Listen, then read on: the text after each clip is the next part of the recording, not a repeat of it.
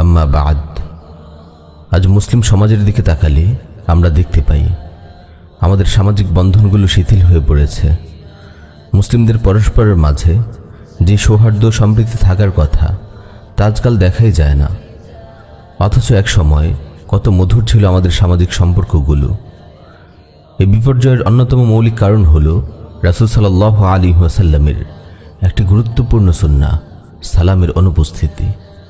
প্রিয় ভাই ও বোনেরা, সালাম অত্যন্ত গুরুত্বপূর্ণ সামাজিক আদব। এটি এতটাই মৌলিক আদব যে খোদ কুরআনুল কারীমে সালামের কথা এসেছে। চলুন প্রথমে আমরা সালাম দেওয়ার সুন্নতি তরিকা জেনে নেই।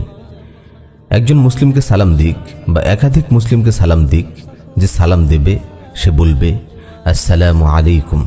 কেউ চাইলে ওয়া রাহমাতুল্লাহ শব্দটি যোগ করতে পারে, আরও যোগ করতে চাইলে ওয়া বারাকাতুহু শব্দটিও যোগ করতে পারে। তবে ওয়া রাহমাতুল্লাহ এবং ওয়া বারাকাতুহু শব্দ দুটি বাড়ালে বেশি সওয়াব পাওয়া যাবে। সুনান আবু দাউদে বর্ণিত একটি সহিহ হাদিস এসেছে, এক সাহাবী রাসূল সাল্লাল্লাহু আলাইহি ওয়াসাল্লামের মজলিসে এসে আসসালামু আলাইকুম বলে বসে পড়েন। রাসূল সাল্লাল্লাহু আলাইহি ওয়াসাল্লাম সালামের উত্তর দিয়ে বলেন সে 10টি নেকি পেয়েছে। তারপর আরেক সাহাবী এসে আসসালামু আলাইকুম ওয়া রাহমাতুল্লাহ বলে বসে পড়েন। রাসূল সাল্লাল্লাহু আলাইহি ওয়াসাল্লাম সালামের উত্তর দিয়ে বলেন সে 20টি নেকি পেয়েছে। তারপর তৃতীয় আরেক সাহাবী এসে আসসালামু আলাইকুম ওয়া রাহমাতুল্লাহি ওয়া বারাকাতুহু বলে বসে পড়েন।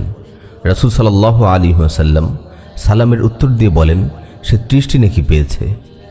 অনেকে সালামের শেষে আমা গফিরাতুহু, আবার অনেকে ওয়ারিদওয়ানুহু বাড়িয়ে থাকেন। যেসব হাদিসে এই শব্দগুলো এসেছে হাদিসগুলো সহিহ নয়, তাই আমরা বলবো আসসালামু আলাইকুম ওয়া রাহমাতুল্লাহি ওয়া বারাকাতুহু, এর চেয়ে বেশি বলবো না। আর যে ভাই উত্তর দেবে সে সালাম প্রদানকারীর কথাগুলোকেই ফিরিয়ে দেবে অথবা বাড়িয়ে বলবে, অর্থাৎ সে বলবে ওয়া আলাইকুমুস সালাম ওয়া রাহমাতুল্লাহি ওয়া বারাকাতুহু। আল্লাহ তাআলা বলেন ওয়া ইযা হুয়্যিতুম বিতাহিয়্যাতিন ফাহাইয়্যু বিআহসানা মিনহা আও রুদ্দুহা। তোমাদের কেউ যখন সালাম দেয় তোমরা তার চেয়ে উত্তম সালাম ফিরিয়ে দেবে অথবা সেই সালামের অনুরূপ ফিরিয়ে দেবে। প্রিয় ভাই, মনে রাখবেন সালাম দেওয়া সুন্নাহ হলেও এর জবাব দেওয়া ওয়াজিব। জবাব না দিলে গুনাহগার হতে হবে। হাদিসে সালামের প্রতি অত্যধিক গুরুত্ব আরোপ করা হয়েছে। পরিচিত অপরিচিত সবাইকে সালাম করার প্রতি উৎসাহিত করা হয়েছে। সহিহ বুখারীতে এসেছে, একবার জনৈক সাহাবী রাসূল সাল্লাল্লাহু আলাইহি ওয়াসাল্লামকে প্রশ্ন করেন ইসলামের কোন আমলটি বেশি উপকারী। রাসূল সাল্লাল্লাহু আলাইহি ওয়াসাল্লাম উত্তর দেন তুতঈমুত তাআম ওয়া তাকরাউস সালামা আলা মান আরাফতা ওয়া মান লাম তারিফ। খাবার খাওয়ানো এবং পরিচিত অপরিচিত সবাইকে সালাম দেয়া। সালামের কারণে মুসলিম ভাইদের হৃদয়ে পরস্পরের প্রতি ভালোবাসা ও মহব্বত সৃষ্টি হয়।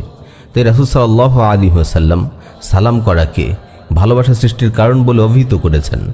সহিহ মুসলিমে এসেছে, রাসূল সাল্লাল্লাহু আলাইহি ওয়াসাল্লাম ইরশাদ করেন লা তাদখুলুনাল জান্নাহ হাত্তা তুমিনু ওয়া লা তুমিনু হাত্তা তাহাব্বু আওয়ালা আদুল্লুকুম আলা শাইইন ইযা ফাআলতুমুহু তাহাবাবতুম আফশুস সালামা বাইনাকুম।